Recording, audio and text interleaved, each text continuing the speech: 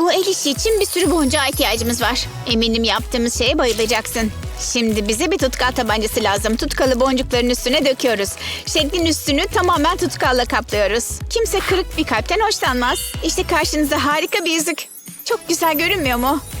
Bende de bu 3D kalem var. Kalemimizle bir çiçeğin dış hatlarını çiziyoruz. Şimdi bunun içini dolduruyoruz.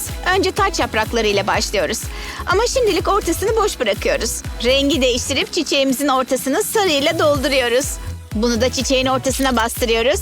İşte bitti. Vay canına. İnsana mutluluk veren bir parça oldu. Çünkü herkes çiçekleri sever. Vay canına, şu takılara bak. Bu harika bir kolye gerçekten. Bir dakika, ne kadarmış? $900 mı? Şaka falan herhalde. Başım etraftan dergi yağıyor. Buna asla param yetmez benim. Büyük haksızlık. $10'la ne alınabilir ki? Günü kurtarmanın zamanı. Umarım bu kılık değişimi işe yarar. Sen de kimsin? Önemli değil. Bu sana mı ait? Evet, öyle kolyeye bakar mısın? Bana çok yakışırdı ama aşırı pahalı. Bir saniye, sana bir şey göstermem lazım. Vay canına, ne diyeceğimi bilemiyorum. Üstünde bir sürü mumlu kil var demek. Sen bütün gün üstünde bunları mı taşıyorsun? Çünkü bayağı tuhaf olurdu. Sen beni boş ver, sana yardımcı olmaya çalışıyorum. Peki. Bunları kolye yapmak için kullanabiliriz. Çok iyi olur.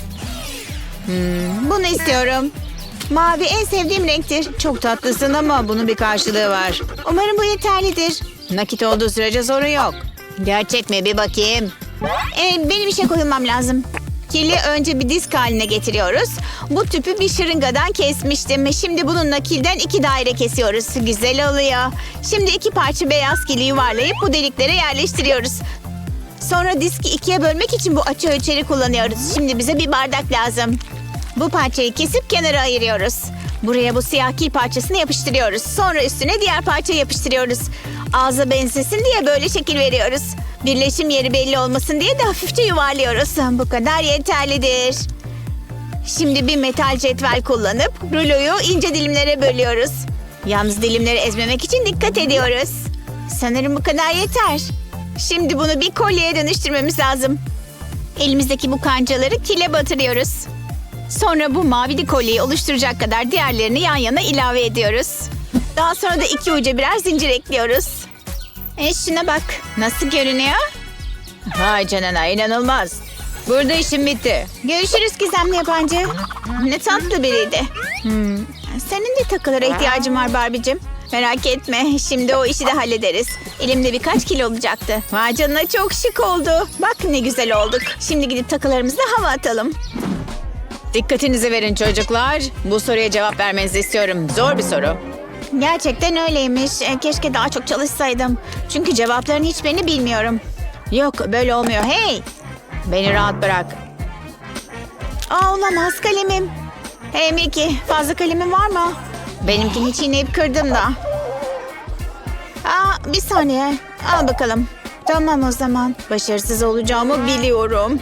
Of, şaka mı bu ya? Ne oldu öyle? Kalemim. Seni canavar. Şşş. Nasıl gidiyor? Kalemini ödünç alabilir miyim? Senin için her şey yaparım Ashley. Yine kırıldı. Yine hep aynı şey oluyor. Buna inanamıyorum. Sanırım düşündüğümden daha güçlüyüm. Zaman azalıyor. Acele etmem lazım. Bunların hiçbirini kullanamıyorum. Biri bana yardım edebilir mi? Aklından bile geçirme. Bir dakika. Neden bana bakıyorsun? Başka bir aptal bul. Doğrusu onları suçlamıyorum. Affedersiniz, bir kaleminiz var mı? Tabii ki Ashley, bunu alabilirsin. Hayır, durun, kaleminizi saklayın. Bir şey mi kaçırdım?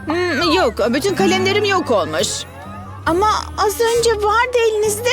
Neden bahsettiğin hakkında hiçbir fikrim yok. Peki, o zaman ben de bununla idare ederim. Of, olmuyor. Buna daha fazla dayanamıyorum. Ne yapacağımı biliyorum. Kalemin mürekkep tüpünü alıyoruz. Şimdi Ashley'e kırılmaz bir kalem yapacağız.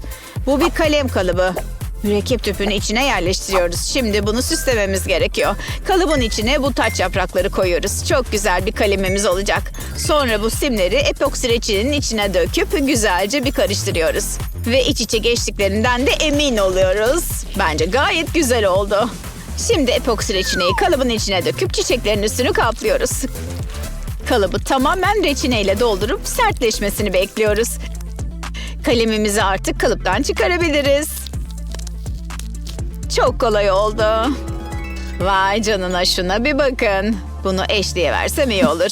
Vay canına. Bu benim için mi? Denemek için sabırsızlanıyorum. Çok güzelmiş.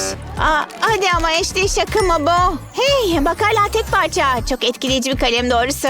Şunu bir daha kontrol edeyim. Güzel. Kalem Ashley'e bile dayanıyor. Vay canına, ne duygusal bir an. Bravo. Teşekkürler. Herkes ağlıyor. O gün bugün.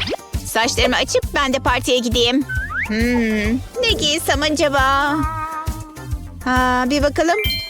Bu güzel görünüyor. İşte harika bir seçim. Giyinsem iyi olacak. Vay canına, güzel görünüyor. Bir şey eksik ama. Dikkat çekici bir şeyler bulmam lazım. Aklıma harika bir şey geldi. İşte tam ihtiyacım olan şey. Çok heyecan verici. Vay canına, şuna bak. Bunun kıyafetime çok farklı bir hava katacağı kesin. Nasıl göründüğüne bir bakayım. Aman tanrım, muhteşem oldu. Sanırım hazırım. Bir saniye. Ashley'nin tacı bir felaketti. Ben de halini açacaktım ama gülmekten kendimi alamadım. Artık bunu takmak istemiyorum. Ben kimi kandırıyorum ki, böyle hiçbir yere gidemem. En iyisi kanepeye kıvrılıp kendi evimde üzüleyim. Bir daha asla dışarı çıkmayacağım. O da neler oluyor? Vay canına, yere inme işini bayağı öğrenmeye başladım. Sorun nedir Ashley? Hey, selam. Kendimi hiç iyi hissetmiyorum. Neler oluyor öyle? Sen de kimsin? Ve buraya nasıl girdin? Ben senin iyilik perinim canım. Tam olarak sorunun nedir? Çok belli değil mi? Parti için güzel görünmeye çalıştım ama nafile. Hepsi bu mu? Sen baloya, yani partiye gidiyorsun. Yok, bu olmadı. Hadi başka bir şeyler yap. Üzgünüm. Deneyim yeni. Hala alışmaya çalışıyorum. Bir daha yapma bunu. Şimdi ne olacak? Sorun yok. Bana biraz izin ver. Belki şöyle yapsak. Bir saniye. Bu tuhaf görünümlü bir değnek. Ama sanırım onu kullanabilirim. Şimdi bu tacı bir dönüşüme sokmaya ne dersin? 3 boyutlu kalemle tacın üstünden ve taşların kenarlarından geçiyoruz. Bununla kendimize bir çerçeve oluşturuyoruz. Bu renge bayıldım. Şimdi renkleri değiştirip taşların üstünü dolduruyoruz. Kenarlarına kadar devam ediyoruz. Ufak taşları da böyle hallediyoruz. Şimdi çerçevemizi dikkatle yerinden alıyoruz. Hadi yeni tacına merhaba de. Çok harika olmuş değil mi? Al bakalım. Dene bakalım. Aman tanrım, çok duygulandım. İşte tam başına göre oldu. Bir dakika, neler oluyor? Sihrin bu kısmına bayılacaksın. Vay canına, bu inanılmaz. Yalnız bu gözlük elbiseme uymadı. Vay canına, bana bir bak. Çok güzelim. Sana çok teşekkür... Nereye gitti bu peri? Tam da bunun benim için ne kadar anlamlı olduğunu söyleyecektim. Çok teşekkür ederim. Şimdi parti zamanı. Selam. Mutfağıma hoş geldiniz. Senden harika bir deniz kızı olacak Barbie. Bu koku da nedir? Annem küçük kekler pişirmiş. Ellemek yok. Bazı teknik sorunlar yaşıyoruz da. Sadece birini istiyorum anneciğim. Olmaz. Ne kötüsün. Kendini bir şey sanıyor. Neyse, bunun kuyruğunu da bitireyim. Nerede kalmıştım? Krema. Ne dedin köpek kardeş? Tekrar söyle. Bu harika bir fikir. Sırada çok lezzetli bir domates yemeği var. Bir dakika. Bunu yapma Ashley. Hey, nasıl gidiyor? Bu benim köpeğim. Sahilde uzun yürüyüşleri sever. Ashley. Merhaba anneciğim. Hemen çekil oradan. Üzgünüm, ben de internette popüler olmak istemiştim. Keklerimi şimdi buraya koyuyorum. İşte tam fırsatı. Bu yaptığım en harika yaramazlık olacak. Annem hiç fark etmeyecek. Hey bak, ben de bir sosyal medya yıldızıyım. Hadi pişirmeye başlayalım. Şimdi kasemizi alıyoruz ve... nereye gitti bu? Buralarda bir yerdeydi. Başka kim olacaktı ki? Bu çok güzel. Nelerle uğraştığımı görüyor musunuz? Hey, ver şunu bana. Sen benimle geliyorsun. Kaseyi ver bana şimdi. Neden bahsettiğini anlamadım. Bunun da krema var.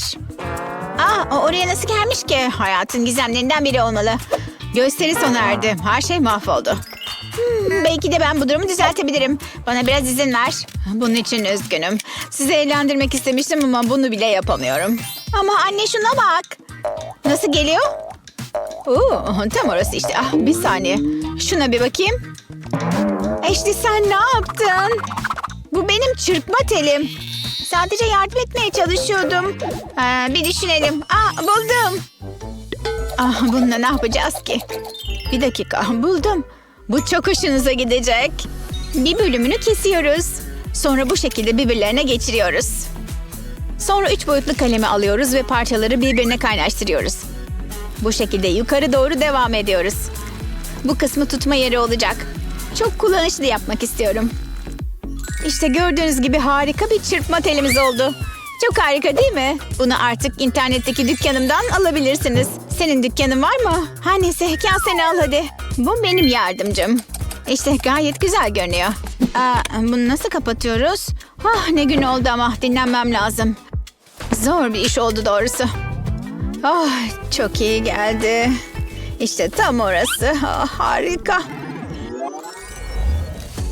Bazen hayatta beklenmedik sorunlarla uğraşmak zorunda kalırız ama her sorunun bir çözümü vardır. Özellikle de bir 3 boyutlu kaleminiz ve bir sürü reçineniz varsa. Senin en sevdiğin el işi hangisi oldu? Aşağıda yorumlarını bekliyoruz. Bu videoyu arkadaşlarına paylaşmayı ve bunun gibi daha fazla yararlı video için kanalımıza abone olmayı unutma.